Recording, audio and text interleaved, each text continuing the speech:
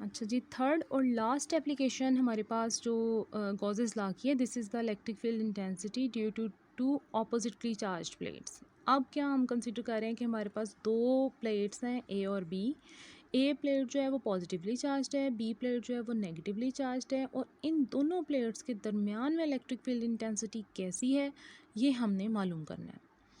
अच्छा, कंसीडर हमने कर लिया है कि दोनों ऑपोजिटली चार्ज प्लेट्स एक सम स्पेसिफिक डिस्टेंस पर मौजूद हैं। दोनों ही जो प्लेट्स हैं, इनकी जो इनर सरफेस है, अंदर वाली जो सरफेस है ना, वहाँ पर चार्जेस जो हैं वो डिपॉजिट हुए हुए हैं। ये अगर आप थोड़ा सा देखें तो ये जो भी हमने इन्फिनिट शीट ऑफ चार्जेस वाला देखा है, वैसे ही आपके पास ये शीट्स हैं दो, और बस एक का आपने पॉजिटिवली चार्ज कर लिया और एक नेगेटिवली चार्ज कर लिया है। तो इलेक्ट्रिक फील्ड लाइंस की जो डायरेक्शन है वो पॉजिटिव से नेगेटिव की तरफ आएगी, मतलब ए प्लेट से बी प्लेट की तरफ इलेक्ट्रिक फील्ड लाइंस जो हैं वो अलाइन हो जाएंगी।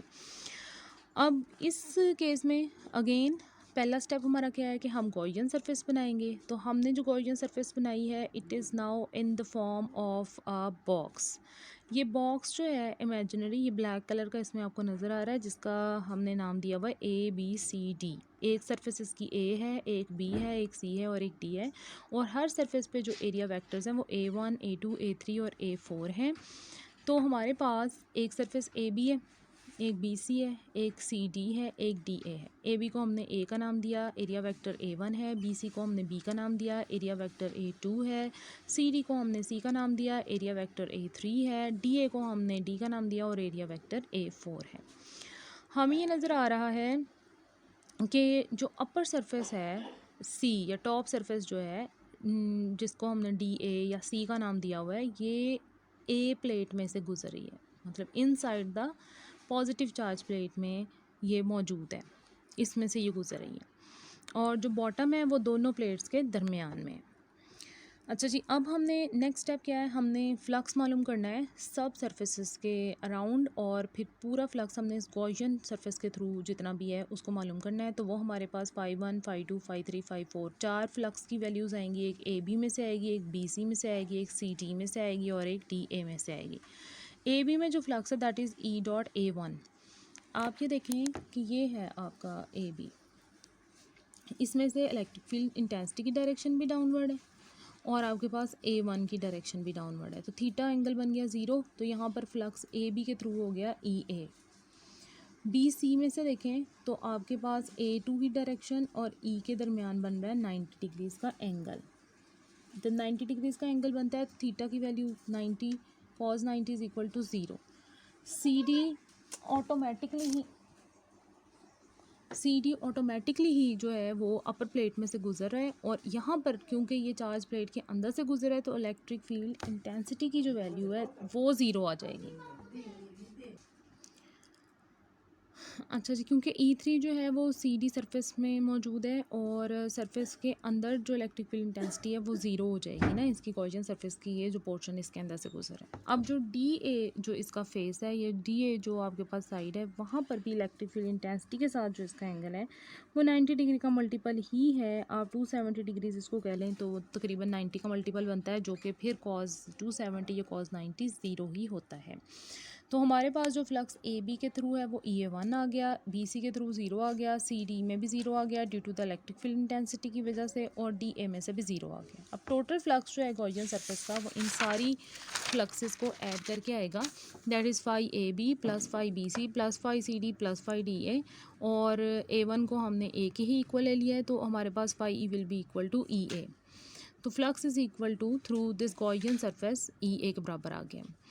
अब चार्जेस जो हैं, क्योंकि उस दोनों प्लेट्स की इनर सरफेस पे प्रेजेंट है, तो सरफेस चार्ज डेंसिटी वहाँ पर क्या होगी, sigma is equal to Q by A, तो Q will be equal to sigma A। तो according to Gauss's law phi is equal to Q by epsilon naught होता है। Q यहाँ पर क्या है, total charge enclosed by the surface. अब यहाँ पर सरफेसेस की कौन सा चार्ज एनक्लोज हुआ हुआ, ये देखें ना, इनर सरफेस पर। इसमें A में भी इनर सरफेस पे है, B पे भी इनर सरफेस पे। क्योंकि दोनों सिर्फ सरफेसेस हैं तो आप सरफेस चार्ज डेंसिटी ही लेंगे, Q बाय A को लेंगे। तो आपने Q बाय A ले ली। यहाँ से आप इसमें लगा देते हैं गॉसेस लॉ में Q की वैल्यू सिग्मा A। तो sigma A by epsilon naught आ गई आपके पास। तो फ्लक्स की वैल्यू बन गई Q is equal to sigma A by epsilon naught, phi is equal to sigma A by epsilon naught. आपके पास एक बन गई इक्वेशन नंबर 1 जहाँ पर आपके पास फ्लक्स की वैल्यू ई ए है। एक आ गई इक्वेशन नंबर 3 जहाँ फ्लक्स की value sigma A by epsilon naught है। आप इन दोनों इक्वेशन को अब 5th नंबर स्टेप में क्या करेंगे, कंपेयर करके आपके पास ए से कैंसिल आउट हो जाएगा और electric field intensity will be equal to sigma by epsilon naught, और यहाँ पर वेक्टर फॉर्म में sigma by epsilon naught into R hat आ जाएगा। ये जो आर हैट है it is directed from positive to negative plate. अब क्योंकि जो इलेक्ट्रिक फील्ड इंटेंसिटी है it is same at all points between the plates, दोनों प्लेट्स के दरमियान जितनी भी पॉइंट्स हैं वहाँ पर इलेक्ट्रिक फील्ड इंटेंसिटी सेम रहेगी और इसकी जो डायरेक्शन है वो पॉजिटिव से नेगेटिव चार्ज की तरफ या नेगेटिव प्लेट की तरफ रहेगी, तो आर हैट की डायरेक्शन भी वही होगी।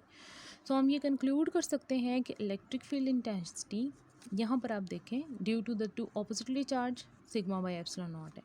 और जब आपने सिंगल शीट ऑफ चार्ज की वजह से कहा था तो आपके पास E was equal to sigma by 2 epsilon naught था, ठीक है। और अब क्या है आपके पास, E is equal to sigma by epsilon naught. तो सिंगल शीट ऑफ चार्ज की वजह से जो इलेक्ट्रिक फील्ड इंटेंसिटी थी वो हाफ थी एज़ कम्पेयर टू डबल। तो डबल शीट ऑफ चार्जेस की वजह से इलेक्ट्रिक फील्ड इंटेंसिटी भी ज़्यादा हो गई है। तो ये आपका आज का इसमें से लास्ट इंफॉर्मेशन थी जो आपको मिली है। तो ये आज का हमारा लेक्चर था। आई होप सो कि आप लोगों को ये समझ आ जाएगा। फॉर एनी क्यूरीज़ नंबर मैंने आपको पहले दिया हुआ है, आप उस नंबर पे कांटेक्ट कर सकते हैं और मेरे से क्वेश्चंस पूछ सकते हैं। और जो काम है सारा का सारा, आपने ये जितना भी लेक्चर है सारे को आपने लर्न बाय हार्ट करना है और उसके बाद आपने अपने अपने रजिस्टर्स पे लिखना है और आई विल चेक इट। इंशाल्लाह ताला नेक्स्ट अब लेक्चर के साथ मुलाकात होगी। टिल देन अल्लाह हाफिज़।